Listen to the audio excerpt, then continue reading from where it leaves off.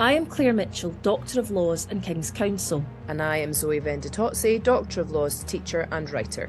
On the 8th of March 2020, International Women's Day, we launched the Feminist Witches of Scotland campaign. The Witchcraft Act, in force between 1563 and 1736, saw thousands of people, mostly women, accused and executed as witches in Scotland, in the country's biggest and most brutal miscarriage of justice.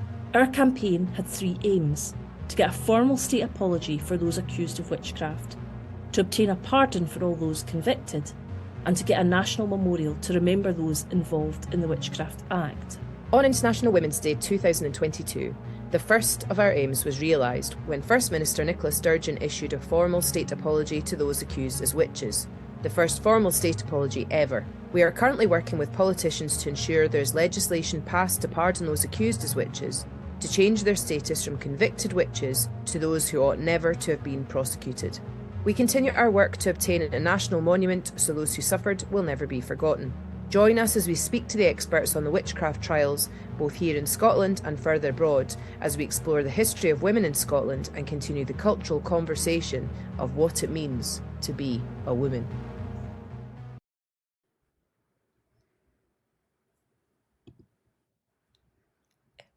Yeah, it's recording. Does it not just say we're going to start? I think ordinarily probably we did it this out, but this is the first time that we've done a visual podcast. So I think in accordance with our unprofessional manner, let's just leave that shit bit in. Yeah, us just staring blankly. Let's just carry on as we do all the time. So I'd like to apologise to viewers about that first little just ease into the visual world. It does look, looking at our backgrounds, as if Claire and I are in a Scandinavian prison. Separate rooms, separate cells. We're not. We're in a hotel, the same hotel, but 2 separate rooms. That'd be quite cool if I could put my hand across like this and it would then go into the box that you're on, but that's not going to work. No. Anyway, so Claire has suggested that we start doing a visual podcast. We have to. Okay. Apparently it's modern. So in that sort of desperate attempt to be modern and relevant, that's what we're doing. And what that means is that you have to look at our faces. You can still just listen to it. And presumably, Claire, people are still just listening to it. Yeah, we don't have to force our faces on people, Zoe. I mean, they can go online and watch it. They can go on YouTube and watch it. They can go on... I'm not quite sure what you can go on and watch it. You're going to be able to watch it. That sounds like a criminal offence. You're going to be able to watch forcing your face on someone. In fact, you are going to be able to watch it, but you can also avoid watching it by simply still listening to it on a podcast. I certainly would if I were you. Right, let's get going, Claire. What episode is this today? Today's episode, Zoe, is episode 83. That seems like a lot of episodes in a 6-episode series. It does. It does, and it shows you how badly we get things wrong sometimes, Zoe. Well, I mean, as I always say, we're not actually witches, and therefore we can't foretell the future. So we just roll with the punches. So I'm going to get straight into it, Claire. Our guest today is great, but we'll do our intro, and we'll start off maybe with what's happening in the news, Claire. News. Okay, the first thing I'd like to talk about today is about a man who is a great supporter of our campaign and in fact a very dear friend of mine, and that's Flavor Flav from Public Enemy. Oh, I thought you were manifesting. I'm manifesting. Oh, I see. Don't actually know Flavor Flav. I wish I did. I think he's cool. But anyway, Flavor Flav, which seems maybe a little bit on the face of it, a little bit incongruous that I'm mentioning him. Yeah, why are we starting with the men? Because he's a good man, right? And this is something that I think we do need to occasionally mention.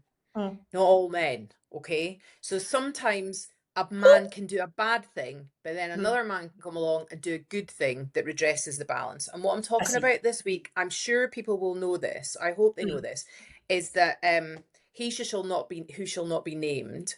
Okay, I've named him twice.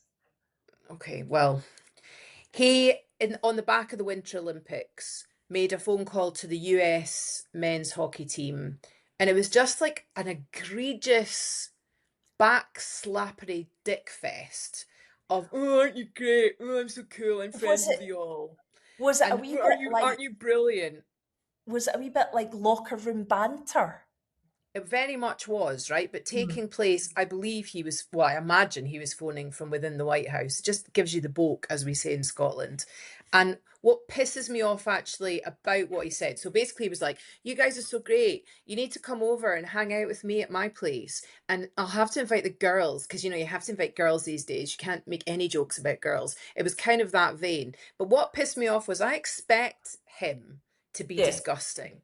I don't expect young men these days, for the love of goodness, to all just performatively seem to join in, right? So I know it's difficult. I know it's Yeah. awkward socially Yeah. when it's the President of the United States of America. I mean, it's not. I mean, I think that if Donald Trump's given us anything, he's given us the opportunity for anybody to say anything they want that comes off the top of their head, because he does, and he has And that become seems to be president of the United acceptable. States. So, but It's just however, gross. however, Anyway, even if they so didn't say he anything at the time, did they say anything later?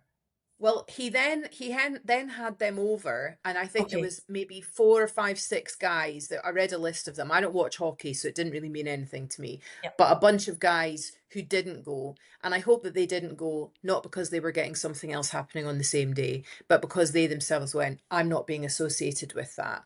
But I Good. just Maybe they think were getting, those young men that went along, like I get yeah, it, you want to go along and get your props. I wouldn't want to get props from not from somebody him. like Do you him. remember the Like, woman you who know. had to stand beside Trump and get her photo taken? It was hilarious. She was just standing there getting some award. I can't remember what the award was for. I think it might have been for her dad or something like that. Oh, It was was he a her cop or witness. something? And it was something that he'd like some maybe a posthumous bravery thing or something like that. Unless that's I, something else I'm thinking of. I'm sure yeah, I'm people not will sure if tell that us was what it right, was. but it's that woman that was standing there with that face, like I don't want to be You here. would just be standing going, and this is where the benefit of a visual is. You'd be standing going That's also the noise. And what? at the Stop it! sight of him. People might have that thing where they balk when you balk. I think if we think of Donald Trump, we should automatically balk and keep balking until we don't have to think about him So, anymore. can I say Anyway, just moving moving on to on? the good man. Can I move on Oh, to the oh, good man? sorry. Or Oh was it no, about balking? Do you want to? no, it was about the women's team who were then interviewed, and one of them said, here we are, we're talking about women's sports, and here I am having to talk about the views of some man. It's not my job Boring. to try and work out the motives or the behaviour of this man or explain them or explain my views on them. And I thought that was quite good. Yeah, well, I tell you why she had to do that is because we've got a chronically insecure, pathetic leader of America who has Yeah. to make everything about him and his wee dick energy. So anyway, in contrast to that, Flavor Flav, Mm, big fan. Me of him. I imagine he's a fan of us as well. I'm sure. He already is involved in supporting women's sports, right? And has been for Okay. quite a number of years. So I Okay. think that it's the women's water polo team that he is a sponsor for. But Oh, when this happened and it kind of broke out all over social media, Flavor Flav went on Instagram and all the rest of it and said, I want to invite the women's team out to Vegas and we'll have like a massive party and we'll take them to shows and we'll spoil you and you have a great time. And then I think he ended up inviting like lots of different women Olympians. And I just think that's what we want is to go, right, we need to celebrate people's success here. We yeah. don't want it sullied by somebody getting involved in a pissing contest. So I was quite struck by that during the Winter Olympics. I mean, I'm not normally an Olympics person, but there were a couple of things that I found quite interesting. The other thing I found super interesting was Eileen Gu, who is a Chinese American skier. She's a freestyle skier. Like, I don't know anything about skiing, but when I saw her skiing, I was like, that's pretty amazing. Like, I just can't even imagine 10 out of 10. that somebody one day went, skiing, which is already, I imagine, quite hard. Let's make this even harder by Let's put adding all little these extra sticks. components. Amazing, totally amazing. So not only is she, and this has got nothing to do with anything, incredibly beautiful, she's also a model. She's really, really brainy. I think that she's at university, maybe Stanford, studying there. And she was interviewed by somebody at a press call where it was a male journalist, obviously, who asked her something about do you feel that by, this medal that you've won, does that feel like you've lost, like, I think she maybe won silver. You can see how much of a sports person I've watched this and I've not retained the information. I The think it was, silver that you won, yeah. do you think about the gold that you've lost or some other idiotic thing like that? And she laughed in a way that most women will completely recognize, that was kind of like she was totally relaxed and chill, but you could see that she was just like, oh, here we go again, like nothing is good enough. And it turns out that in after the Winter Olympics, Eileen Gu is now the most decorated freestyle skier in Olympic history. She's just like amazing. I think she's totally so super cool. So, see if you watch the rest of that interview, she went on to say, I've done this, I've got this, I've been this. And she went off and she listed all these achievements that she'd Oh done. my God. I was like, She's yes, yes, 22. yes. I know. She just coolly and calmly listed off these things. And she says that basically speaks for itself. Do you know, then I watched, against my will, a TikTok of a man saying, do you know what? See, even somebody who's really beautiful, you can really go off them with their energy. And when she started Oh, talking, oh uh-huh, my uh-huh, God. uh-huh. And Fuck when she off. started Fuck talking about off. herself, Oh my she just God. wasn't attractive anymore. It's like, what, she's not attractive when she's saying, actually, here are all the things that I have done. If you've like not won all those things or not done all those things, or you're simpering and demure, you can be attractive, but just basically stating the things that you've done, suddenly he I'm going to doesn't go out on a fancy her limb here anymore. and suggest Devastation. quite possibly whoever that man was on TikTok would not probably be somebody that she'd be interested in anyway. I So imagine so. I think instead of him thinking he's had a lucky miss there, he needs to just maybe hit the gym, do a bit of journaling, take a little walk in nature, Oh, and I love the marvel idea. at the fact that he's alive. I love the idea of telling that type of man to do journaling. That's hilarious. Arseholes. Speaking of them, Epstein files. Yeah, I don't even know where to go with this. Like, How how it's is it too big. how is it that nobody at this stage has been charged in the States? I know I there have don't know. been a couple of high profile charges here, but they're not in connection with sexual offences. No. They're in connection with money and power offences, as far as I Yes, and can see. we can't talk about them No, because proceedings are live, as they say. yeah. But we can talk about I'd the like Epstein I'd like files. to hope that this is just a sort of an opening gambit legally. Obviously we can't really comment on that, obviously, but I would just really love it if tonight we went to bed and we woke up tomorrow morning and there'd been like a series of overnight raids, and it was like In the hundreds of US. men had been charged with what they'd done in the States. I Yeah. suspect it's Do you unlikely. know? Do you know my particular I mean, it's horror upon horror, but my particular horror was the amount of academics that were involved. I don't know why. I would, I don't know why that particularly galls me, Well, but because I think that it's really easy to kind of like look at somebody as stupid as Donald Trump, because he is stupid. I think yeah, he is yeah, a stupid person. I he's a think he's stupid. cunning. Like, I think he's got an animal cunning about him, but only because he's had all that money backing him up and all that Yeah, privilege and all the rest of it. And it suits people for him to not, not fail. I mean, like, define fail at this point. But I think that it's easy for us to kind of go, well, it's stupid people doing bad things, but it's a very dangerous trap to fall into, because of course lots of clever people, despite their intellectual capacity, do evil things. And I'm using the word evil here very deliberately. Like, I'd yeah, normally stay away from a tabloid word like that, but I think no, that there's no other argument to be made here. no, and also the comments that are made are sickening, and there's no other way in some of them to take them. You can't say, "Oh, I'm just talking about this. I was looking forward to coming to meet you." It's just utterly, utterly overwhelming. I, I mean, as a lawyer, I'm kind of thinking, well, you've got these files, you should be able to identify the complainers. Why? Why can't you prosecute people? Why can't you charge people? And I don't understand. Is it a limitation in time where you're not able to do it? Is it, they need corroboration? Isn't the corroboration enough because you've got a written document somewhere in a file and then you've got the person saying they did this to me? I can't work out why they're saying Well, I that isn't can. enough evidence to prosecute people. I can. It's because the law's not being followed properly.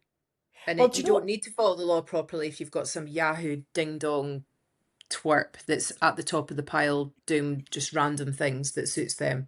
do you know what I would really like? I would really like to speak to an American lawyer to say, where is the sufficiency? Show me charges, show me sufficiency. Well, Why we know can't we? plenty of American lawyers. American lawyers, please get in touch with us. Yeah, I also know, and I follow this woman on TikTok. She was the woman who was in charge of deciding who would get pardons, which to my mind is a really bizarre part of the American system that a Mm. president outgoing can have pardons. That does not seem to me to be the right thing to do. But anyway, that's my personal view. But she left because she was asked to pardon somebody and said, absolutely not, I'm not going to do that. I'm not going to put that Good. person forward. And within a very, very short period of time, she wasn't needed in that role anymore, Zoe, completely Naturally. coincidentally. So, So let's move the focus because of time away yeah, from America's legislation back to our lovely nation of yes, Scotland. Can you yes. speak very briefly about some new legislation that's coming in, hopefully in Scotland?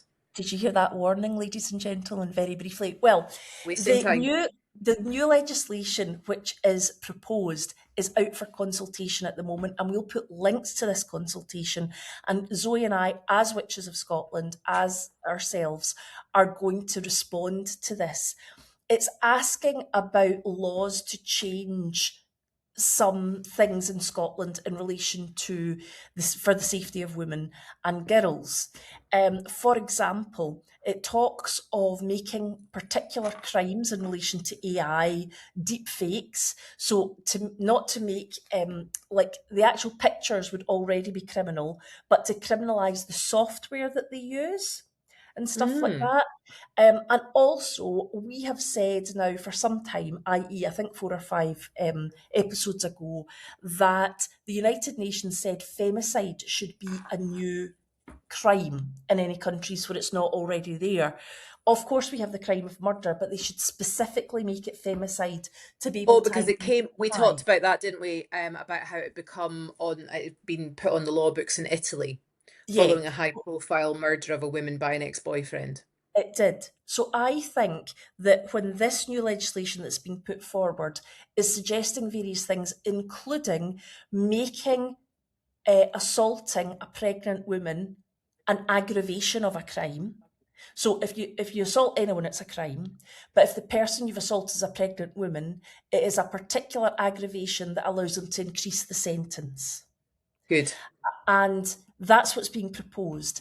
I also would like the misogyny bill that was being proposed, that if any crime is committed and the rationale for it is misogyny, that should be put on as well. And I think we should write to them about that.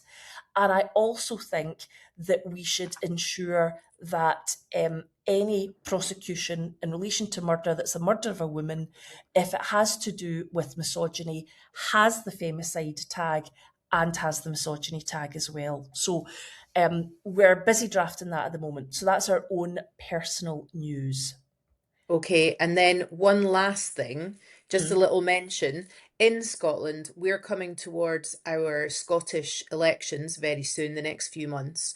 There's some talk, as there always is, about reform and how they're looking strong. I don't think they are looking as strong as people would like us to believe, but it's very important that you make sure you're registered and that if you've got anybody 16 and over, that you make sure Vote, they're vote, registered to vote. vote. Vote, vote, vote. Because one of the things that Nigel Farage, and I'm not giving him his French pronunciation, Farage wants to get rid of the Equalities Bill and the Equalities Equalities Minister. Act. Equalities Act, sorry, and the Equalities Minister, if he gets into like UK government, I presume they would be pushing similar sort of things in Scotland. Although, is that devolved, Claire?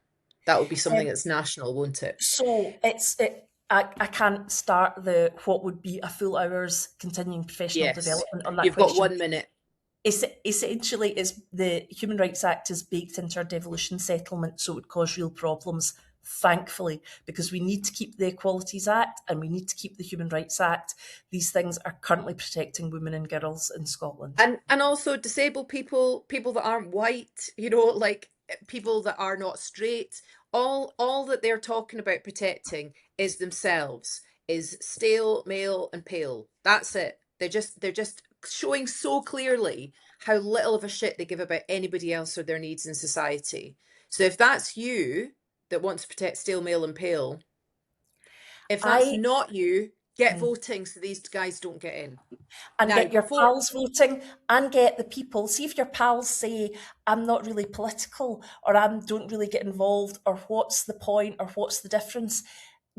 Please get them involved. Say, please yeah, listen to us and get involved because if you don't, very, very soon you're going to find out why it was important don't for be you to have got complacent. political. Do No, not be complacent. no. Okay. Look, So, look at Zoe, what's happened in Tennessee. yes. So in Tennessee, they've brought in, and they're trying to bring in, Republicans are trying to bring in an act, a change to the abortion laws where it would be allowable to punish a woman who's had an abortion with the death penalty. So I'll just leave that with you to have a think about just now. Here's a little factoid. 400 women have been arrested for abortion related offences since I think 2021 or 2022. We'll put up the links to that online because that's a study that's been done. 400 women have been charged with offences. How many have been charged with Epstein? Just leave you that to think about. Now, before Come, we go to our actual podcast guest today, Anna Caig, who's marvellous, we'd like to remember somebody who was accused during the witch trials. And this was somebody called Janet McNichol. And this was on, her case started on the 22nd of January, 1662.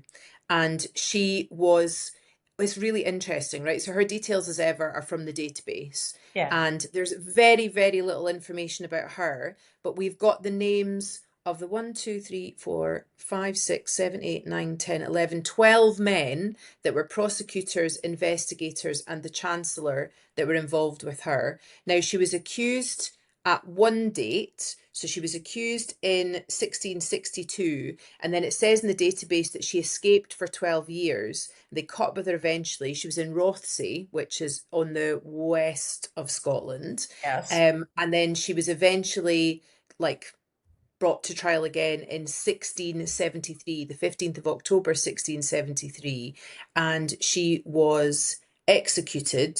So Oh, I'm just scrolling down the list here. So she was named by 4 others and she was imprisoned, but she fled to Kilmarnock. She was rearrested some years later, so 1673. The 4 others who named her, they're not named, but they're recorded as having been executed in 1662. So she was named by 4 others and imprisoned. And I presume, like I'm reading between the lines here, and as usual, it's very little information, that the 4 other people named her presumably when they were giving guilty confessions yeah. and they were executed and she got away, but they caught up with her eventually. The action wasn't dropped. Her trial then happened again, the 15th of October, 1673. She was found guilty, and as a result, she must have been executed. Yes, it says executed, sorry, on the 24th of October, 1673. It doesn't give any information about where she was executed, but it does say that she was strangled and burned.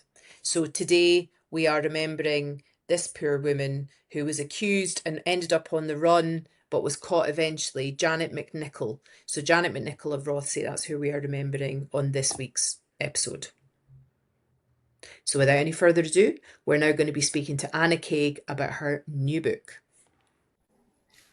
Hello, we are delighted to have as today's guest a fantastic writer called Anna Caig, who's going to talk to us about her new book.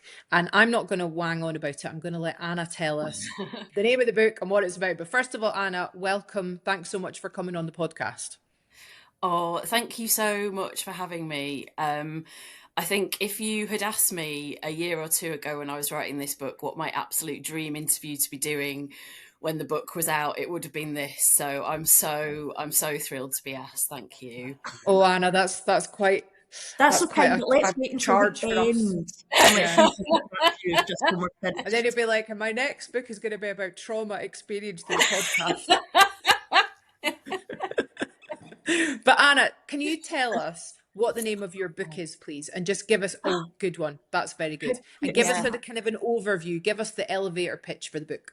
Yeah, so I've got my author copy so I can show you for those of you that are watching. So the book's called Lovely. The Wise Witch of Orkney. It's set in 1593 and it tells the story of a woman called Elspeth Balfour. So Elspeth is a wise woman from Orkney and she is summoned to come to court in Edinburgh to care for the pregnant Queen Anna. Queen Anna's pregnant at this point. And she refuses. So Elspeth's worked very hard to have a quiet life in Orkney with her family. She's got no interest in getting involved in any of that stuff. But she is then accused of witchcraft by the second Earl of Orkney, Patrick Stewart, known as Black Patey. And so to escape that accusation, she agrees, comes to Edinburgh to care for the Queen and win the Queen's protection, really, against this accusation from the Earl. But she's got to live at court disguised as a lady in waiting, disguised as a noblewoman, right under the nose of the witch hunting King James. So this is 2 years after the North Berwick trials. It's just as everything's kind of really ramping up. So we've got our main character, Elspeth, which, side note, that's my mother's name, is Elspeth. Oh, Yeah. Is she a witch? We don't know. the gorgeous name. Yeah. It's an unusual name. I don't think I've ever met another Elspeth, actually. Oh, I know an Elspeth, yeah. Yeah, it's not a common name certainly these days, but it is a name that we have seen come up obviously a lot in records of the witch trials. Yeah. And is she a Yeah. real person from records, or is this complete fiction, or what? Yeah, so for a long time when I was writing the book, she was Alison Balfour, who you know all about, the woman who was executed for witchcraft in Orkney in 1594. Whose story was really the jumping off point for the whole inspiration for the book, really, when I discovered Alison's story. It's one of the worst stories, actually. And when we get interviewed at events and people say, is there anybody in particular who stands out? She's one of the people that does, because it was Alison Balfour that children were tortured in front of her, wasn't it? And that's why she eventually confessed. Yeah. I mean, you probably don't need to be a mother to really feel for that one. But as a mother, the idea of doing that it's so disgusting and barbaric and so non-Christian. It's just mind-boggling to me. Anyway, so you started off with her as a kind of an idea. Yeah, and it was really the sort of attempted murder plot that she got mixed up with. So that was the part of her story, because my first love, kind of literarily speaking, is crime. I was trying to write a crime novel at the time. Read about this attempted murder plot that she'd got kind of embroiled in and really was scapegoated in, wasn't she? She ended up kind of being a scapegoat. John Stewart was acquitted and she was executed. And it was that part of her story that really drew me in. And I was writing about Alison for years, and then I just embroidered it. So one of the other main characters in the book is a woman called Margaret Livingston. So she was married to the King's Justice Clerk for many years. And when he died, he left her an enormous fortune. She was one of the wealthiest women in Scotland. And then she ended up marrying Patey, so marrying the second Earl of Orkney. And she's one of these women that you just kind of get these glimpses into her life and think, you know, she went from being, in between that, she was a lady in waiting to Queen Anna. And you get these glimpses into her life, and she went from being wife of the justice clerk, incredibly wealthy widow, lady in waiting, and then being, going and marrying this, by all accounts, just terrible, horrific, awful man. And you just Why think, did she marry him? well, we don't know. I mean, he married her for her money, presumably. Like, he was always really short of cash. Why wasn't does he? anyone marry anybody, Zoe? I mean, really. Well, because they're hot or something. Not if they're like a total bastard with no money. Like, Well, George Mackay Brown wrote a story about him, and he describes him as looking a bit like a bird of prey. So I don't know. Maybe that was her thing. I don't know. as we all know, I'm a big fan of ravens. I like birds generally. It wouldn't be on a list of like advantageous things in a partner. Are But you you would telling look me for a that they're potential husband. not hinge qualities that you no? I don't think you can filter for that. Oh. No. But I just imagined if these two women had met, I got really, really interested in both these women. And of course, in the historical record, we get glimpses into women's lives, and then the record moves on to something considered much more important, doesn't it? And I just thought, what was going on with these women? And there's no evidence at all that these women ever crossed paths, that they ever would have met. But I just imagined if they had. And that was sort of the mixing of those two stories in a way that is completely from my imagination that led to the story, really. And then a few years into writing it, I realised I wasn't actually writing about Alison. I was writing about a woman who was a combination of Alison and other women that I'd read about, but that really she was a work of imagination, and I needed to give her a different name. It gives you the freedom, I think, doesn't it, with still giving the dignity to the people that you had as a base idea, but then you've got some range. Then if you're sticking just to the facts, I mean, we just don't have much in the way of facts anyway, so it would be pretty barren ground to write from. But you're able to kind of cover these things and cover the injustice that was done to them and take it so much further. I think it works really, really well, because what you're talking about, you get glimpses into these women's lives. I've just done an interview with a student film group, and I was saying to them, it's women's history. We just don't know about women's lives in the same way we know about, men's lives and how men lived. And I think it's so interesting to look at the idea of these women that you're writing about, without giving too much away, who are different. There's one character in particular who is, I don't want to give anything away. She is unusual because she lives kind of on her own terms. She's still following the rules of society, but she is somebody who's got enough power and enough money that she can live on her own terms. And she's unusual. She hunts, she smokes a pipe, she runs business. So immediately I'm reading that and going, yes, I like this woman. But you've also got a lot of that is real. A lot of that is from the record. So right, okay. Lady Jean Gordon, the Countess of Sutherland, is that? Yeah, that's what I'm talking about. Yeah. Oh, and you can probably tell I completely fell in love with her. Great character. She's fantastic. She's just gorgeous, isn't she? So we know that by this, so she's best known to history as the woman that the 4th Earl of Bothwell divorced in order to be able to marry Mary, Queen of Scots. So that's how. And of course, she's kind of remembered as this spurned, rejected woman, when actually there's quite a lot of evidence that she was really pleased to be shot of him. Yeah. Like, also, given what he went on to become involved in, surely she'd be like, don't want to be tainted by all that. And she was in love with another man as well before she was made to marry him. So, I really don't think she was into him at all. But by this point, by 1593, when the book is set, she'd remarried the Earl of Sutherland and become the Countess of Sutherland.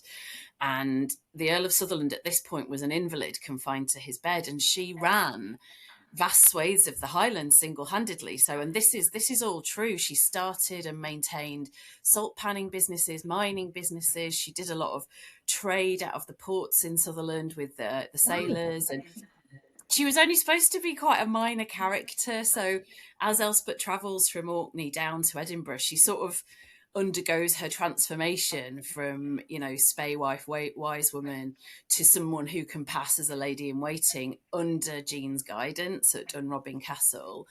and she was supposed to be quite a minor character, and that role just grew and grew because she's so cool. And just jumped off the page.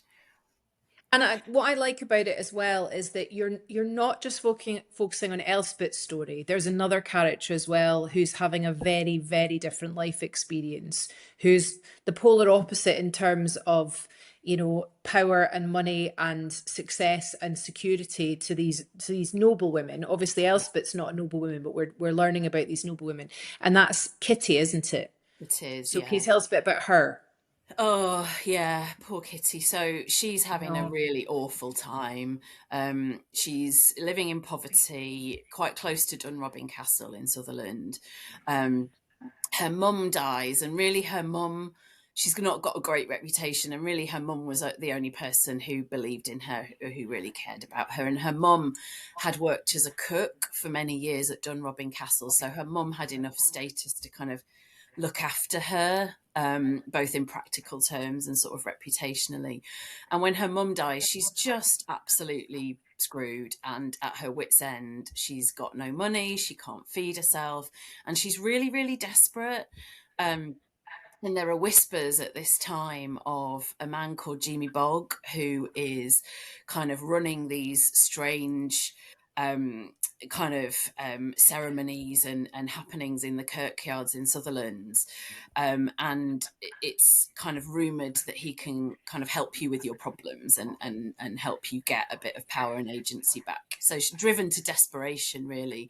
She decides to go along and find out what that's all about. But it was He really... sounds a bit like the devil in the you know, I don't want to, you know, cast too many aspersions, but how, like, is he based on a real character, a real person? Yeah. Or is he, Yeah. so there was somebody called Jamie Bog? There was, but you sort of find out over the course of the book more about him and what his backstory is and what's really going on there. Okay. So he's a really sort of shadowy figure, and we don't really know who he is, or kind of how he's come to be doing what he's doing and manipulating people in the way he's manipulating them. At that time, the Highlands were overrun with wolves. So at Dunrobin Castle, it's during, when Elspeth's there, it's during wolf hunting season. And this is when in Sutherland, you know, they used to bury their dead on the Isle of Hander because the wolves were digging up corpses in the kirkyards. Is that true? Snacks. Yeah. Oh my God. I imagine, you know, what if it wasn't the wolves and the wolves were being blamed for something that, you know, something else might have been going on there. So that was part of the whole background of that part of the story. Now, hang on, there's a lot of things I want to ask about this. First of all, in research, did you go to Dunrobin Castle? Yes. I went to Dunrobin Castle. It looks very different now. Have you been? It looks like something out of Disney now. Yeah. Yeah. And I mean, we didn't go to the inside bit. We just walked down the long path and then turned back and looked at it, and it was pretty stunning. But we got there too late in the day to actually get in. Yeah, I went with my son. I had a brilliant research trip with my son when he was only about 10, and we play fun games like find the oldest grave in the graveyard and stuff like that when you go on holiday with me. And they had the Bird of Prey show there, and there's a brilliant painting of Lady Jean Gordon which I took a photo of, which was kind of on my wall above my laptop as I was writing the book. So she was looking down on you as inspo. Yeah. And what about the wolves? Tell us more. How did you research wolves? So I was just really fascinated by this idea of wolf hunts, and as you know, wolves were very much associated with the devil, and were hunted. So the sort of parallels between kind of hunting women and hunting wolves kind of wrote themselves. You know what? I don't think, Claire, and I might be misremembering this, but this sounds like something I would actually remember quite clearly. I think we've had very little chat about wolves from historians. There's been very little talk. Yeah, this is a new area that we're now moving into, really in an exciting way, because we're already into raccoons and ravens. We don't even have raccoons here. But wolves, I mean, Don't we, I Zoe? think Don't we it's have raccoons here? That's interesting. You should say that.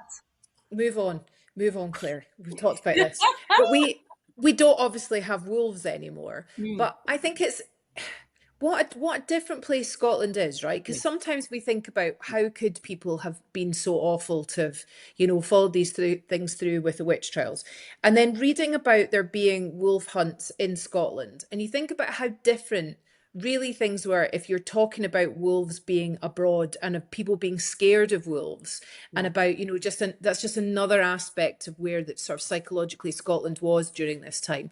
Like, I know for a fact that wolves are enormous, right? Yeah. So I as an English teacher, teach a book called Wolf Brother, which I love. It's a great book. I don't know if you've ever read that, but it's about a kid, and it's set like so long ago, like so not like our society, and they're kind of hunter gatherers, and he ends up basically with a wolf as his kind of sidekick, like a baby wolf who's been abandoned. It's a lovely book. It's really nicely written, actually. Wolf Brother. I think it's Michelle Paver. And so I took my class. We went to the zoo in Dundee, which used to have wolves. So we went and we saw the wolves, and wolves are enormous. I thought a wolf was just the size of like kind of a biggish dog, but even next to it, like a dog, like I think a husky, wolves are much bigger than that. They're huge. They're totally huge. So the idea of there being wolves enough in Scotland that people had a wolf hunting season, and that was something that it did. It's just another little piece of the jigsaw puzzle about what Scotland was like at that time, especially if they were viewed as being something to do with the devil.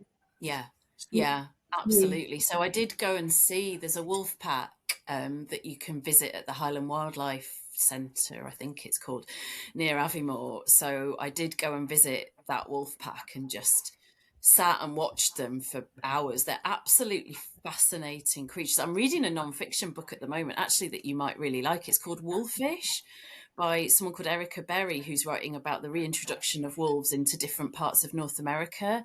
And she's talking about how the whole kind of domestication of wolves into dogs kind of mirrors sort of civilized society even becoming a thing. It's really interesting. So they are absolutely fascinating to research. And I had to, because I've got a really good friend, my friend that I actually dedicated the book to, who's Norwegian and lives in Norway. And she was always, because they've still got wild wolves in Norway, and she was like, stop being sentimental about what, she was kind of giving me, a bit of a reality Because check. we did have on as a guest, he was on to talk about ravens and crows, but we had Christoph Smyers, Claire. Do you remember when we had him on? And one of his books is about wolves. And he was just right. I think he was just writing the book about wolves. This is like a couple of years ago when he came on, and he was talking about how the wolves were like moving across Europe, and that people didn't really like the idea of wolves. And I know that Americans aren't super keen on the wolves being there, but I think they keep to themselves, I think, largely. Well, I have been Googling. Have you been looking up wolves, Claire? I have been looking at wolves. Reintroducing the wolves to Scotland Highland is a debated ecological proposal intended to restore ecosystems and combat climate change by controlling red deer populations. The Scottish Government currently has no plans for reintroduction, but there is chat about it, and also, right, there were other animals that used to be in Scotland, including the lynx, the beaver, and the arroch, which looks auroch. So an Oh. auroch is like a massive Looks like sort a of a bison. cow. Yeah, it's had horns. That's in the book Wolf Brother. That's how I learned about aurochs, because I wasn't taught about it in school. But I went and I looked up. They were enormous and they went extinct. So I mean that's way before the witch trials. But you just imagine, like, Scotland already feels like really ancient, obviously. But there was a more ancient version of Scotland, if you know what I mean. So the idea about wolves being there and people having that as a kind of a peripheral fear in the countryside is really, really interesting to me, especially because they then have given it this extra level of scariness that it's something to do with the devil. So did you research wolves as part of the writing of the book? Yeah, absolutely. And I've already said this, I can't remember if I've said it, for the first couple of years of writing the book, it was called The Wolf Hunt. No, he didn't say that. So when I submitted it to publishers. It was called The Wolf Hunt. That was its name. And I was really proud of my sort of clever metaphor for, the hunting of women and this association with the devil. And the publishers, for very good reasons, they know what they're doing, don't they? They wanted it to be more of a kind of does what it says on the tin. Oh, because let me tell you, your Goodreads reviews would have said shit like, this book is not about wolves particularly. Yeah. There wasn't enough hunting of wolves. This book's actually about wifeys. And it's really annoying. So, they try and make some kind of connection between some wolves. Heavy-handed metaphor. I just wanted a book about wolves. Yeah, that's what you'd get. This is from lived experience. This is what you've saved me from, is it? Yes, definitely. Yeah. But so did people think that the wolf took, like, the wolf was like the devil taking a physical form? Yeah, or that they were working for the devil? Yeah, right, okay. the devil could take the form of a wolf if he so chose. So the devil was basically a werewolf? That he could have yeah. And I mean, we know that there was the idea that people, once they'd sold themselves over to the devil, could on death become reveneers, essentially zombies. So it makes sense that there was also werewolves in this, even though they wouldn't have called it that, in this psychological landscape of Scotland. More like Michael Jackson's Thriller every time we dip into this research, Zoe. Well, but let's get back to the seriousness, actually, of Anna's book, because Anna's book, although it's got this obviously supernatural element, what I'm finding really interesting that I'm reading so far is about just the fact that Elspeth she's a mum, and she's got this skill. I don't know whether to use the word gift, because maybe would she describe herself as having a gift? No, I don't think so. I mean, they have a really explicit conversation about that at one point when, Jean is agreeing to help her kind of transform into a lady in waiting, and they sort of say to her, look, how would you describe yourself? And she's just like, look, at home they call me a wise woman. Like, she's an Orcadian spey wife, wise woman, healer. She does see the truth in situations, though, but it's not through any kind of what we would now see as supernatural means. I think potentially at the time it might have been seen as slightly supernatural, but there's nothing that she does that we couldn't explain nowadays. She's probably just Cancer, star sign of Cancer. You're obsessed. I am obsessed in the last couple of days. It's because of the Chinese New Year, and then all the stuff about the different animals, and then the horoscopes, and my star sign's Cancer. That's what I'm saying. Because they're supposed to be the most psychic, and that they can, but it's that they can read people when they meet them. They see right through them. Yeah, I'm just saying what Instagram told me at 3:00 in the morning. That's all I'm telling you. Zoe, okay. What am I thinking right now, Zoe? That I should get a good night's sleep. And stop scrolling about horoscopes. Stop sending me Instagram reels about Cancerians. Yeah, but we are awesome. But she wouldn't see herself then as being magical. No. And they kind of say to her, look, the king wouldn't see it that way. We need to keep your real identity and your real skills hidden from the king, because at this time he's certainly not going to see it that way. But no, Elspeth absolutely doesn't see herself as anything magical. This is a woman that's part of a tradition within her family, isn't it? Where they've passed down information about really sensible things. Like, what herbs and flowers and, like things in the natural world that will help in different circumstances. But there is a scene quite early in the book where another character injures herself, and Elspeth uses the natural world, but she also uses a charm, doesn't she? Yeah, which was a real Orcadian charm. So I found that on a brilliant website called Orkney, which has got such a treasure trove of information about this kind of thing. And it was a real charm that would have been used at that time. Beatrix, one of the characters, falls and twists her ankle when they're on this journey from Orkney down to Dunrobin Castle. And so Elspeth uses a poultice, but she also uses this charm and kind of tying this thread, which obviously would have had psychological benefits. And Beatrix almost kind of says that as well. She's like, oh, it feels better already. Beatrix is just another character that I absolutely fell in love with. She's great. Yeah, I kind of imagined her being like young D'Artagnan. I really love sort of the adventure novels of Dumas, and I kind of imagine if D'Artagnan was a woman, he'd be a lot like Beatrix, and she's just very enthusiastic, very loyal to her friends. Yeah, and she's convinced that it's worked immediately.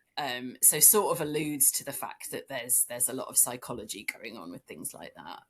Well, it's like we've never really let go of that. I mean, it's like the magic sponge, isn't it? If you end yourself in in the playground, or I don't know if the magic sponge is still a thing these days, but the idea that if you hurt yourself at primary school, that the teacher can come out and administer something that isn't really doing anything, but the child is like, I have been taken care of and now I'm okay. It's that, like, it's just reassurance, probably. And I think that's the same thing that works. And that surely is part of the function of a spay wife, that the idea that there are things that are just going to play out the way they're going to play out in nature, that there might be some things that they can use that will be helpful, but that also just to know that there's somebody there that's trying to help you and is looking out for you and has more knowledge than you. That, I think that there's probably, I would imagine there's studies have been done into that. That if you feel like your practitioner knows what they're doing, it makes you feel steadier. Yeah. For sure. I mean, the placebo effect in relation to drugs, that's just it amplified into people, isn't it? If someone tells you, look, you're going to be okay, I have the confidence to tell you that, then you're like, well, I'm going to be okay. And then we can extrapolate that out, can't we, to leaders of countries. So we've got James, who casts this big shadow over everything that's happening. So, of course, it's James's wife, Anna, that Elspeth is being called down to help because she's had several awful experiences where she's been pregnant and the baby has died, I think, at full term in labour, or she's not been able to keep a pregnancy. I hate that phrase. I was trying to think of like sort of romanticized, non-blame phrases, and I was thinking like to lose a baby. I hate that phrase. I understand what it's saying, but it sort of implies that there was a carelessness that occurred somewhere, and it's because we don't name things. She would have been blamed for that, and it was at the point now where James is almost being blamed for it, and people are saying they're both from barren stock and that they're not going to be able to produce an healthy heir. Like if you've been put here by God, why can you not have a baby? Like exactly. Like that doesn't make any sense. So it's a really fraught time for Anna for probably very personal reasons. She wants to have a baby anyway, but the fact that she, what might happen? I mean, if you look at what happened with like Henry VIII, for example, he got rid of wives that couldn't bear him children, so there is, there's a precedent there of what's going to happen if we don't breed as leaders, sort of thing. So I think that's quite frightening for her. And so Elspeth she's not been brought in by James, which is why she has to pretend that she is a lady in waiting. So this is an extremely high stakes, risky gamble that they're taking, that they think is important enough because it's so important that Anna is able to have a healthy pregnancy. Yeah, exactly. And because Anna's still a teenager at this point, she's so young, she's absolutely desperate. She's had probably 2 miscarriages at this point and is under massive pressure to produce an heir. James at this point is not only obsessed with hunting witches, he's also obsessed with whether or not he's going to be named as the heir to the throne of England when Elizabeth dies. So he's really, and obviously an heir will massively help his case. So the pressure is really on. And I think the other thing that's happening for Anna is that, so in Denmark, they grew up even royal families grew up very close. She was really, really close to her mum. Whenever her and James had a fight, she would be like, right, I'm going back to Denmark. I'm going to go back to my mum. I think that the Danish royal family. So I've been researching this book for like 7 years. I started researching. Oh my God. Some of the things, it's terrible. I probably shouldn't admit this, but some of the things that I'm like, did I read this somewhere or did I make it up? I don't remember. Anna, you're speaking to the right people. We've been doing this research for 6 years, and there's points where I go, is that just a thing that I think would be interesting, or did that actually happen? Well, the publisher saying to us, where did you learn this? And we're like, It's fine. I just know it. Don't worry. Our whole right. book has been fact checked, so that is Oh, all I, true. I think I remember reading that even the royal family, so even a queen would have breastfed her babies in Denmark. So this is the background that Anna comes from. They certainly were a very close family. And James has told her that if this baby, even if she does manage to carry it to term and have a healthy baby, that it will be taken away from her when it's born and raised in Stirling by the Earl of Mar and his mother, in the same way that James was as a child. So Anna is just horrified about this. She's just like, Yeah. she's desperate to be a mother. It means everything to her. And the thought that this child might be taken away from her is absolutely terrifying. So she's a really desperate woman. What was the thinking behind that? What was James' idea? Just, I was brought up this way, so my son will be too, or? Yeah. And I think, to be fair to James, it's really easy to kind of hate James, isn't it? And think he's a massive baddie. But, the things that he went through as a child and constantly being, kidnapped by one faction or the other and betrayed by, and, I think in his mind it was a way to keep his child safe. Yeah, I was going to say there was an element, I think I read in Stephen Verappen's book about something about an element of safety, sending him Yeah. away from the hub Yeah. of society. But it seems a particularly cruel act not to let the mother go and stay with him as well. But I suppose that would Yeah, then but look defeat at the leaders of our great nation. Look at the royal family. Their children are sent away to boarding school as soon as possible. They're raised by nannies. That is just a posho way of doing things, is that you give birth to them, but then somebody else does the actual hard labor with them, It's I mental. think. It always works out so well for everybody as well, eh? Everyone's I know, so they're really good leaders, because like well traumatized adjusted. men really know what they're doing when it comes They to running of do. countries. We've had But it we know proven to us that it time was and time again. true. It caused massive conflict in their marriage. Their marriage was really never the same again because, Oh, she was, really? she was trying to visit her child, and James was trying to prevent it, and they had huge conflict and fights over this in their marriage. So all of that was part of the research as well, and part of the kind of tension between the couple that did really inspire a lot of the story in the early days. So, can I ask you? I don't want to be rude, but you don't sound like you're from Orkney to me. And I just wondered, how did you come across this idea in the first place? Like, why Orkney? And let me say, that the way that you've used language in the book is tremendous. Like, I like what you've done because you've got Scots words and Gaelic words, and it's really good because you can guess through context. You're not going, oh, what does that mean? Like, you can make sense. And I really like the way that you've done that, because obviously it adds to their own unique and separate voices. Like, there's a word that you use, sorry, I'm just immediately going on one thing, to describe Kitty. Kitty is described by people in the community as, and this was a new word to me, is Is it a slattern? a slounger or something like I that. can't remember what I used it. God, it's here in front of me. So Yeah, when she's first introduced, like after her mother's funeral, that's what people are whispering about her yeah, at the yeah, graveside. And I yeah. It's hadn't heard that word before. a slewster. That's it. Yeah. So, Rooster. and is that an What's that? Orcadian word? No, no, no. That's a Scots word. That was like an Scots old word. Scots word that Didn't I know found that one. because I really What's a wanted Kitty rooster? to have a smattering of Scots and Elspeth to have a smattering of what she would have spoken, which is Norn, the Oh, dialect. because Kitty's not from Orkney, of Yeah. course. No, Kitty lives yeah. in She's Sutherland. from Yeah, so why Sutherland. would she have an Orcadian word? But Yeah. the way that you've used that, so that's somebody who's a kind of like a ne'er-do-well Yeah. that just can't be relied upon to do Yeah. what a woman's supposed to be and how she's supposed to behave. Like, I think a bit like the word bachel. Like, but I don't know if I'm using that incorrectly, and I don't know if that's just a Dundonian Scots word or if my family used that incorrectly. But like, Backle to me, a always makes me bachel think is of sort somebody of who's a bit of a fighting woman. like a common kind of no good, Right. doesn't typify what a woman should be.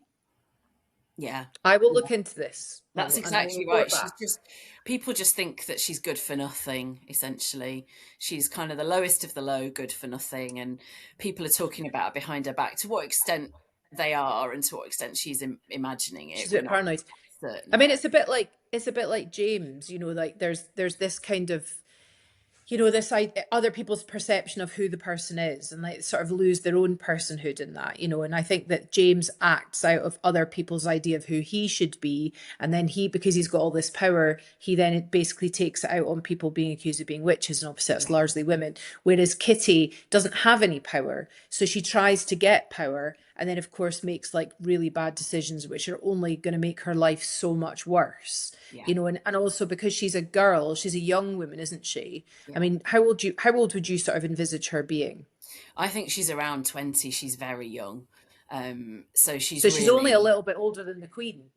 yeah, She's only yeah, slightly older than the Queen, but she's, you know, she's at the mercy of the men around her, yeah. and they're not She's nice making men. bad choices, but she doesn't have a lot of other choices, to be fair to No. Um, Yeah. and I came to really love Kitty. She makes bad choices. She doesn't do herself any favors, but she's really fierce, and she's not going to give up without a fight, and she's not going to go down without absolutely trying her very hardest to make a better life for herself in a really kind of ill-advised way. But that's all she wants. What she really Mm. wants is to be treated with respect. She's just had people kind of look down their noses at her whole life. And she just wants to kind of make a better life for herself, and get a little bit of respect, and that's all she wants really, and that makes her incredibly vulnerable, I think. And so to circle back to my original question that Oh, I've yeah, yeah. completely distracted Yeah. you from. So Orkney, tell Mm. us about the Orkney Oh, angle. yes. Yeah. So at the point I started writing this book, I'd only ever been to Orkney once. We went That's in, one more time than I've been. yeah. Oh, We I love went. Orkney. I've been a few times. Oh, it's just the best. Yeah, it's one of my favorite places in the world now. I've just fallen absolutely head over heels in love with it. As you can probably tell from the book. So most of the book doesn't happen in Orkney, but I think I came to realise that Elspeth's whole character is a bit of a personification of how I feel about Orkney. If that doesn't sounds a bit pretentious, doesn't it? Oh no, not at all. Um, but yeah, so we'd had one family holiday there when my son was a baby. We stayed at a bothy in South Ronaldsay, and he couldn't crawl, and then he learnt to crawl when we were staying in this bothy on a cliff, which was a bit scary. Um, but then I read, it was the book, The Outrun by Amy Liptrot. Amy Yeah. Liptrot's Oh, yes. biographical novel. So it was this one line in that book. So it's an absolutely throwaway line. And oh my God, you might know about this. So I've never been able to find out any more information about this. But she says there is an island in Orkney where witches were marooned and left to die. Oh, And I just read that and went, when something just really gets under your skin and you think, yeah. I have to find out more about that. I have to write about that. So I went away and did a load of research. Never found out anything more about this island. But that's when I discovered Alison's story. So it was really Alison Balfour's story that kind of sucked me in. And as I say, in particular, this sort of attempted murder plot of the Earl, I was just like, this is catnip to I love Gothic literature. I love crime writing. It just was everything that I love. And I thought I have to write about this. And then I went on a research trip up there. So the first research trip I took was then in 2019. And I think that's where my just deep love for Orkney was really started to become solidified. It's just, I've been up many times now, and spent time. I've stayed at the Links House, which is a kind of part of the Pier Arts Centre where you can get a residency and stay there. I've stayed in Hoy. There's this amazing cottage that's next to Cantic Head Lighthouse, and I keep returning. I used to do quite a lot of travelling when I was young, and now I just sort of think, anytime I've got a bit of time or money, I just think, well, why would I go anywhere else, really? But things like on that first research trip. So we now know that Alison wasn't held in Marwick's Hole in St Magnus Cathedral, but several of the women who were accused of witchcraft in Orkney were held in Marwick's Hole, which is this dungeon which is part of the cathedral. Which isn't an underground dungeon. I'm sure I'm telling you what you already know, but it's a space between two walls. And I'd written to an amazing woman called Fran Flett Hollingwake, who was the custodian of the cathedral at that time, and was asking about this, because when you go to St Magnus, there's no sign of it. Like you wouldn't know it was Oh, there. really? Yeah, there's no sort of plaque on the wall or anything. And she said, "Oh, well, we can take you in. My friend Kevin's got extra long ladders, so you basically climb up this ladder and then drop down into what was a I mean, No, well, do no. you know, I don't think I was on that trip. I went with my friend Sarah, who's a painter. Oh, it was just so brilliant. She paints like seascapes. So she spent the days painting and I spent the days writing and researching. And then we'd just meet up in the evenings and eat nice food and drink wine. And it was just the most, Sounds great. it was Amazing. like heaven. Um, but thank God she came with me. So I was like, Sarah, you need to, I don't think I can do this by myself. And so we went in, and Fran said, "Would you like me to turn off all the lights?" And the space is so widthways, you can very easily touch both walls with your hands. It's a really, really Oh, cramped space. And she turned off the lights, and Sarah held my hand. And it was completely overwhelming. Like I had a bit of a Hmm. cry. It was um I don't know what I believe about, what remains in places like that, but it was completely overwhelming, and there was something that you could definitely feel in that space. And yeah, I think that was when it sort of started to become very real to me. These were women just like me or you.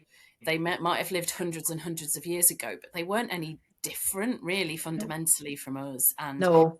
they were ripped from their lives and ripped from their families, and absolutely unthinkable things were done to them. I mean, about Henry Colville, the Earl's parson, who was this man who was really into, different torture methods, who tortured Thomas Papley, then tortured Alison Balfour, then tortured Alison's whole family.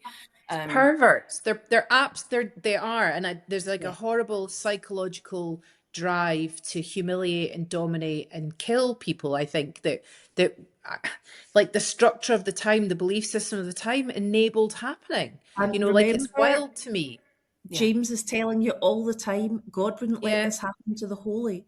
These people yeah. are as bad as they're being portrayed. So giving the person who's doing the torturing an absolute clean slate, they're the good guys because yeah, they're doing And you God's work. And you would have just thought we would have moved on from that by now, but we've not moved on from it at all. Like, the idea of dehumanizing people. I'm reading a lot about the Rwandan genocide just now, and the way that people were dehumanized there was they were compared to being like cockroaches. We see what's been said about people in Gaza, that they're 7 out of 10 of them. I was reading a thing today, one of the leading politicians from Israel says 7 out of 10 people in Gaza want to kill Israelis. I mean, like that's just bonkers reasoning that's being used to let things happen. We can see what's being said about the people that ICE have killed, and that ICE have attacked and marauded, and children. Like, yeah, so I just think that people use these belief systems that yes, they're being told, like you're saying, Claire, that James is saying this is right and godly, but there has to be some sort of horrible broken part of that person that's able to do that. Because I it's not just only following orders. Somebody like Colville that made an art of torture, there's something in him that's driving yeah, a perversion in some way. Likewise, anybody that does like reenactments now with the witches, that puts women in the branks and all that sort of thing, there's something wrong there. That's an enjoyment of of killing somebody's spirit. It's a domination fantasy. I think that's just horrific, and we haven't moved on properly from that now. It's horrible. It's really horrible. So to go into the space like you did of where women were held, I mean, like, regardless of what a person's thoughts might be about spirituality or whatever, the idea that you're in a space where that happened to women who would be just like you, like you're yeah. saying, is really shocking. Yeah. And it's finding that humanity, isn't it? Isn't it? It's really, really scary writing about the witch trials. It's really scary writing about these women and feeling such a weight to do them justice in some small way, because such a huge injustice was done to them. And kind of, how do you write about something that's so huge and so terrible? And I think that for me, I mean, obviously it'd be different for everybody, but I think for me it was in moments like that where you just find the humanity in it, and you just think, I was going to use that same phrase. yeah, Yeah. it's just a woman. Like, imagine if someone just ripped me away from my family and stuck me in a place like that, and But literally what's happening in America. yeah, yeah, People literally being taken away, and they're being held where their family doesn't even know where they are a lot of the time. It's wild to me, 2026, however many hundreds of years further forwards, for the same like bananas lack of logic really about things.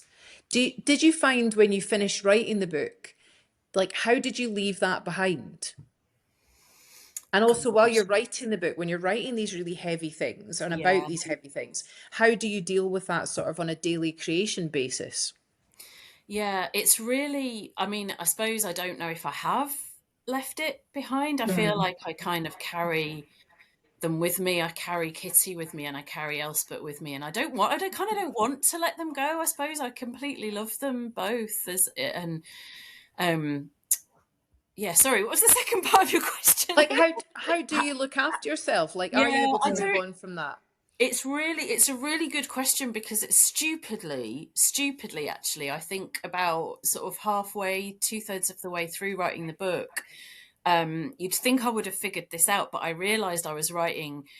So there's a lot of humor in the book. There's a lot of fun in the book. Like, I really wanted to write about friendships and relationships between women, and the ways that women support each other and make each other laugh, and, all of those things. And then I think I realized, this is unbelievably sad. Like, this is just so awful and sad. And stupidly, it kind of occurred to me as I was writing those scenes. And there's one scene that I don't want to spoil it too much, because I know you haven't got there, but it's like they're trying desperately to find a way to stop something happening. And I was kind of going through the same thought process that the characters were going through, because I was thinking, I can't write this. I can't write this. This is too horrible. This is too sad. This is too awful. I love this woman. This thing cannot happen to her. And then I kind of wrote the scene and wrote the characters sort of desperately trying to avoid the fate, and realizing that there wasn't a way to avoid it, and almost coming to that realization at the same time that the characters did, and realizing that it was horrible and sad. But that's just, to write it any other way would just be a big old lie.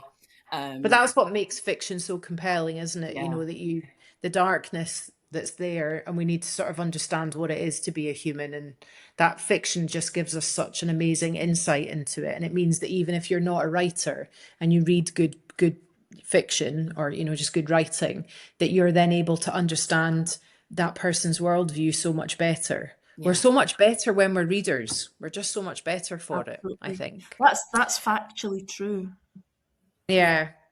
I think that I don't want to take up too much more of your time, because I also don't want to talk any further about what happens next in the book, because I want to actually just read it. I said to Anna before we came on here that I'm only about 100 pages into the book, and I started to think, come on, hurry up, you need to get this read before you speak to Anna. And then I was no, I'm enjoying this. I'm actually just going to slow down and read this book properly. And actually I thought, as a writer, that'd be nice, somebody saying that to you, that they were eking it out. So I think it's a tremendous book, and I think that people are going to really enjoy it, Anna. They're gonna really find something that chimes with them with it, and you're gonna have to keep talking about this now for a long time. Yeah, that absolutely means the world to me. Sorry, Claire. Oh, that's nice. No, sorry. No, I interrupted you. No, because I've been listening to your podcast since 2020, like probably more than any other source of information. And I absolutely love what you do. Not only how much I've learned from the podcast, but I just love how accessible you make everything. It's really, I find your approach really, like, you're funny, and you take your work incredibly seriously, but you don't take yourselves incredibly seriously. And I think that's something that I really identify with. And when I first started writing about the witch trials, I thought that it was about trials of witches, and it was largely you two that really transformed my understanding, over the years, and all the sources of information that you've signposted me to. So genuinely, the fact that you're enjoying the book, I can't tell you how Yeah. much it means to me. Somebody That's said to me kind, today, Anna. I'm still not decided on whether or not they were witches. And I'd stopped myself from like biting his head off. And Oh, and it was coming from a place, he was just thinking about it. He was just, he didn't mean anything by it. And I said, they weren't witches. Like, let's be really, really clear here. What they're meaning about being witches is people that were in the employ of the devil. We're not talking about women that find the divine in nature. This is very specifically what we're talking about. And that's the one key thing that I'm really proud of with the campaign, is the, hashtag women not witches. And that everybody, almost everybody, seems to now understand that this was just a name that was placed upon them that wasn't accurate, couldn't be accurate. I mean, like, it's ridiculous, totally ridiculous. And that to me is really important. I just think it's sad that we've not quite, or nowhere near, understanding why that still plays out in society and stopping it from happening. And I'm not really sure what has to happen for people to make that connection of like, this isn't good for anybody, that, we're not othering the enlightened, vulnerable. though. No. We're not enlightened. We all still naturally fall into those poor human traits ourselves. It's I don't think we're better than other people for identifying it or anything like that. We just have to try and remind ourselves that everyone's just a human trying to get on, trying to do their bit, and Yeah, but not continue to only that, humanise people. not only that, but also that we use our own power, though. I think Yeah. that's really important. I think this is a really important time when women like us actually need to not just stand back and just kind of like unquestioningly think, well, we'll just leave it to the men. Like, we need to really dismantle that and really kind of just go, do you know what, We've guys? left it to the You've- men. It's time to hand You over the fucked reins. it. You fucked it for generations. We're going Yeah. to take over now. We gave you a chance. Here's I your didn't know if I was participation allowed award. to swear on this podcast. Oh, you are. Oh, Feel free, Anna. If there's any choice Can't words help you it. want to get in at the end, you Get out your system. enjoy yourself. Before I go. Yes.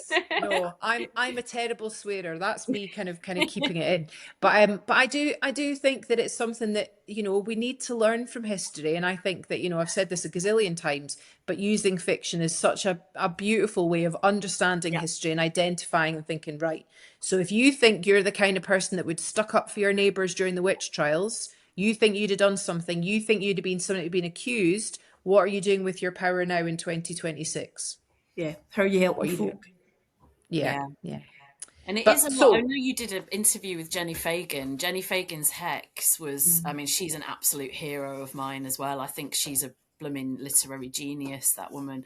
And I know that was a big, not that I could ever write like Jenny Fagan in a million years, but just in terms of how you can write about these women in a way that is kind of possible for somebody like me.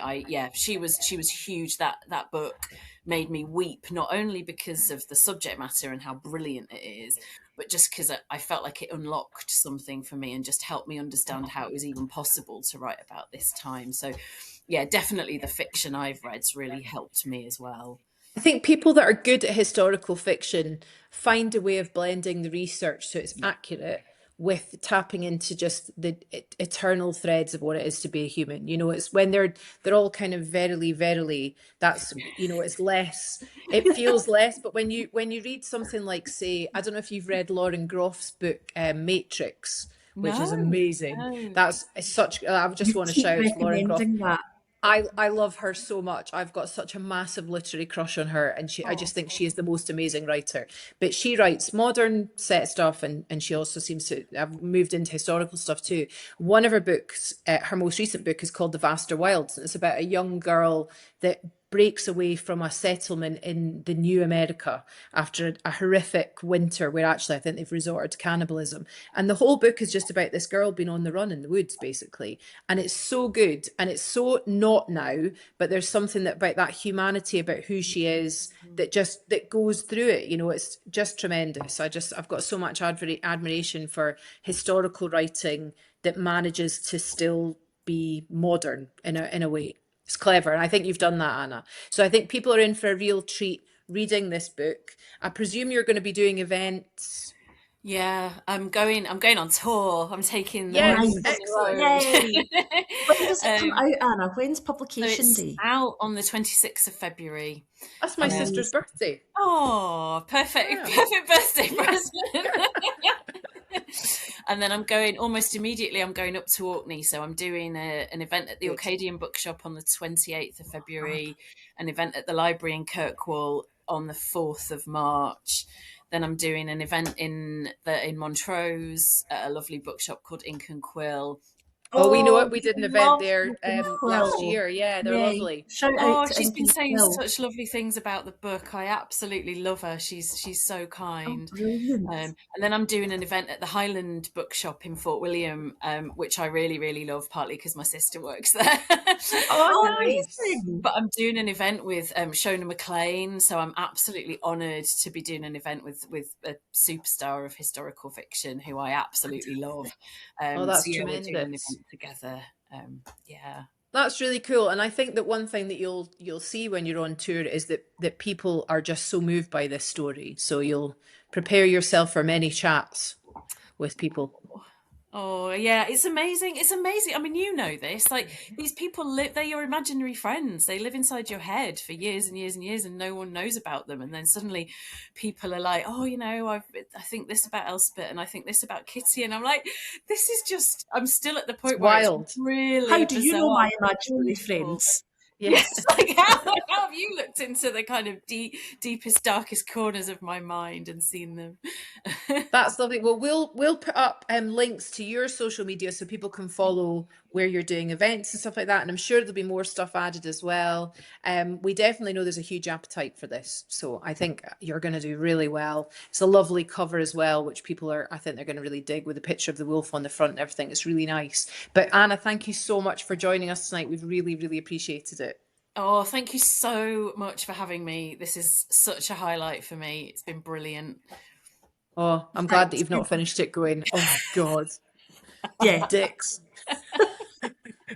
You might Yeah. still think that, actually. When I know. you just realise. She's just laughing I think politely. I'm so- just proud of myself for keeping a bit of a lid on my fangirling. I spoke to my sister earlier and I was like, how much fangirling is like nice and complimentary and when does it become weird? And she's like, Anna, don't cry. Listen, we've got such a nice community of people that just love the campaign, and they're really passionate, and everybody's really nice. There's only been one or two people where I've been a bit like, yes, don't worry, you're not in that camp. Oh, thank God. Phew. Stand down. Okay. Thanks so much, Anna. We look forward to seeing you out and about on tour. We'll no doubt see you in person soon. Oh, thank you so much. Take care. Bye. Hello. Back again. Yeah. Well, that was lovely talking to Anna Caig. That was really interesting. So go out and buy her book. It's only been out, by the time you get this, it came out the day we're recording this, but you'll see this hopefully at the weekend or hear it at the weekend. Go out and buy her book if you haven't already. It's tremendous. You'll really enjoy it. Now hear and see, Zoe. That's the beauty of recording. Hear and see. With our That feels like pusses. the beginning of a hymn that you would have sung if you went to school in Scotland in the 1980s. You hear and you will see, and it would have like a really nice 70s diverse drawing on the cover of the hymn book. Do you know the most 70s one that I definitely had was, the song is, when is he coming, oh when is he coming, the Redeemer? That sounds a bit like you could adapt that for Christmas. Well, it kind of went, it was very dark. It Well, went, I mean, when is he coming, when is he coming, the Redeemer? now what's interesting about this is, for those people out with Scotland and who are maybe not of the vintage that we are, would maybe be forgiven for thinking that Scotland isn't really religious, and it's sort of not really religious. It's not But religious. there is still religion in schools. I mean, you went to Catholic schools, but I went to like I a did. non-denominational state school, aka a Protestant school, which is where they don't call it that, No. but the minister comes in. The minister does. comes in. Still does at the school that my children went to. There might be people of other faiths that come in as well. When I was at primary school, we had Father Aldo, who was unsurprisingly Catholic, and we had Mr. Stone, who was Protestant. I'm not sure exactly what flavour, but he wore a kilt. So maybe that early sort of Mr. Stone intervention of a Friday morning was had some sort of an impact on me as an adult. I certainly enjoyed the singing aspect of a What Scottish did you primary sing when school. you were in like Protestant schools? What's that one? I can remember the tune. It's something like "Give me joy in my heart, give me Keep me na na." That one. praising, give me joy Give in me my joy heart, in my I heart, oh Lord, pray. something like that. Yeah, I like that Give me one. joy in my heart, keep me praising till the end of it. Sing Hosanna. Yeah, I think that's maybe a. I'm not sure if that's a Sing different one. Hosanna, They were sing quite country and Hosanna, western sing in a strange Hosanna to the respect. King of Kings. We've really got off Anyway, topic. we've got off We've really topic. got Let's off get topic. back. Let's get back. So, we have got some bits of news coming up, and it's We not do. that we're bringing out a primary school Single. hymnal. We're not doing Oh, that. Although, no. Claire, write that down. Write it down. Which of Scotland does no, we're not going to do that. No. So we have got some news coming out now. The next big date that's coming up, you will Yeah, know, listeners, viewers, that it's International Women's Day on the 8th of March. That's very significant to us because that is when we launched 6 years ago. It'll be. That's quite weird, absolutely. Claire.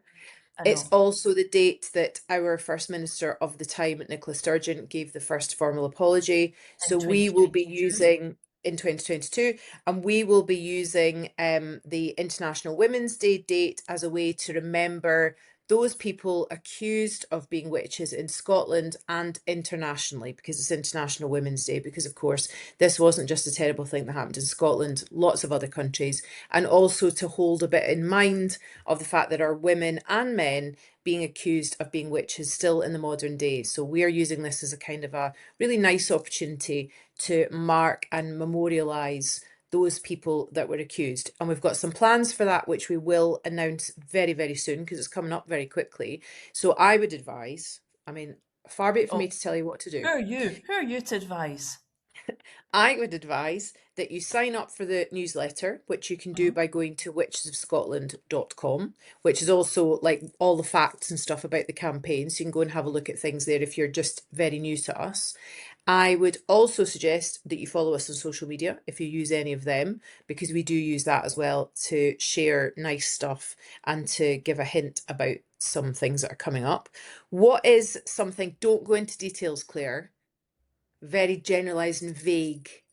Is there some news coming out that people might want to be up to speed on the socials and the newsletter for? I'm too scared. Do you want me to say it in case you say too much? We are going to be adding more options to our online shop. So at witchesofscotland.com, and you can navigate to where we are making available tartan with the Witches of Scotland tartan. So another couple of things off the back of lots of requests from people that have been getting in touch with us. So just keep an eye on there, but we'll make an announcement about that as well in the next week, I would say.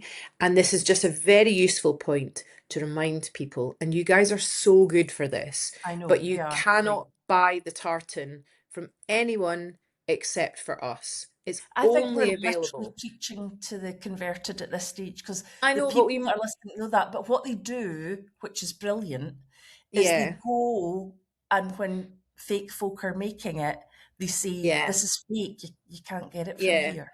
And it's really nice because that's one of the things that brings us together in our Clan Witches of Scotland is an understanding of what the message is of the campaign and what the modern day application of that is, which is that it's about women being paid for women's work.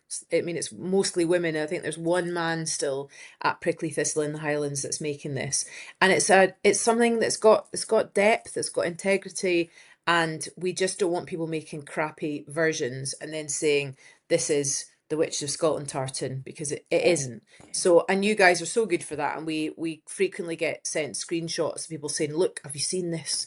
have you seen this thing on Etsy? Have you seen this thing on Amazon? Have you seen people that are selling their version of it? And So just to let you know, we are trying to crack down on it because we feel really, really passionately that we have made something which is important. It's a memorial. It's something that we want to keep special. That's the honest truth of the matter, that we want to keep it meaning something important so that yeah. we reach people that have gone to the bother of listening to what the campaign is about, of supporting the campaign, of becoming part of our membership, becoming part of our clan, that And who've also understood that they have to wait for up to 6 months for it to be I made. know. You know, this Like, this isn't something that you just go, oh, I'll just buy like a knockoff version because it's going to be ready earlier. I mean, it's just not going to be as good quality anyway, but also it's just cheeky. There's loads and loads of tartans. If you want a I tartan, know. work away, buy a tartan. But if you want something specifically that's the Witch of Scotland to memorialise those people that were accused in Scotland, then this is the tartan for you.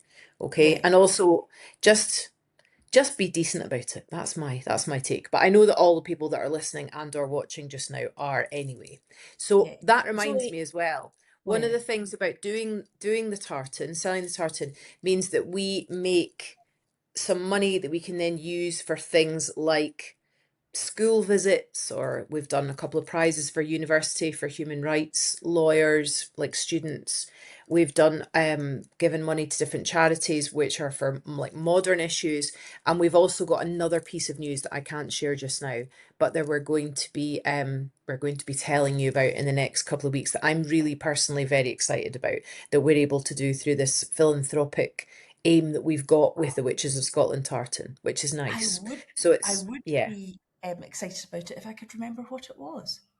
I knew that's what would be in your tiny little pea brain. I knew it. I knew it. There's a lot of So, stuff going on. I can't keep track of everything. do we have anything else we need to mention at this, the less serious I do. end of the podcast? I do. Okay, what is it? She said with trepidation. I have heard on the grapevine, and by the grapevine I mean the ravens, Mm-hmm. that there have been scammers setting up small time looms and making fake Witches of Scotland tartan, and they are tiny little looms of tiny little raccoons. Listen, the raccoons would not do such a thing, and I actually really resent the implication. I don't Okay, it's know. not it's not No. animals you have to worry about, it's humans. Are you Okay? sure? Are you sure? Yes. Because they are very tiny looms and they look like their hands are really tiny and they're making Yes. really tiny scarves that would fit Yes. through the neck of a chubby, chonky raccoon. I mean, this is getting ridiculous now, what you're talking about. And actually, I'm not taking any further questions on this. So just trust and believe that my guys know what they're doing. Mm-hmm. Okay? And that's Mm-hmm. the end of that. I'm believing So everything. sign up. I'm moving on. Sign up for social media. Instagram's probably the one that we use the most. We don't use Facebook that much. We do try and update it, but it's Instagram because it's quick and easy. We use that one. We use TikTok. If you use TikTok, I mean, I say we, Claire does. I think TikTok is for children, but Claire seems to enjoy it. I am a child. Riddle. Yes, yeah, you've said it yourself. And also sign up for the newsletter. So go to witchesofscotland.com and sign up for the newsletter there, because that is something that we're going to try and put out probably quarterly, where we can keep you up to date with what's going on, and just stuff of interest that, well, things we find interesting anyway, which might not be the same thing for you. I think we should end on something which is kind of important, which we haven't mentioned at all, which is our paperbacks coming out soon. Oh yeah, that's true. So yeah, the paperback is coming out in April, which is nice, isn't it, Claire? Second, So yep, 2nd of so April. we've got a bunch of events that we're doing with that, but we've still got some space in the diary. We've done lots in Scotland. We've got lots more to do in Scotland. Our plan is to go out to Canada. We can't really go to North America, as we've already said, for the time being. It's not safe, and it's also, we don't think it's okay kind of morally to just pretend that it's business as usual. So we're not doing that.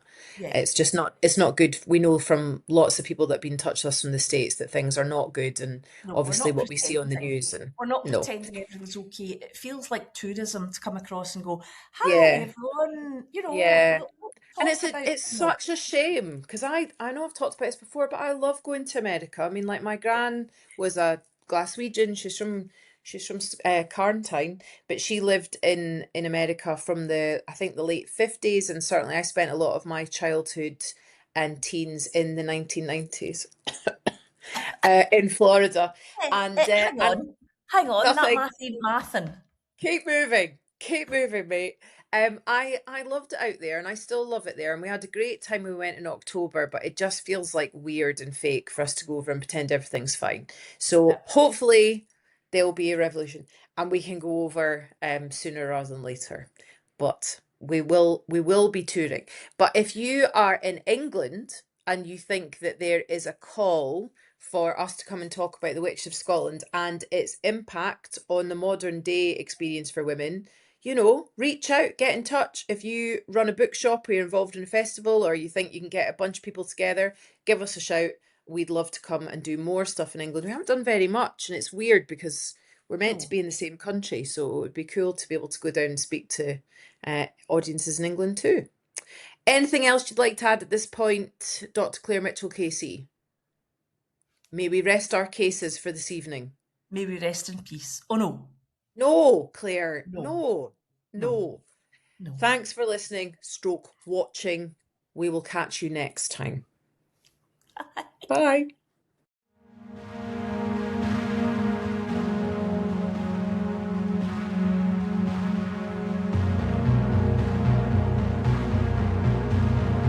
If you'd like to learn more about the Witches of Scotland, please subscribe wherever you get your podcasts.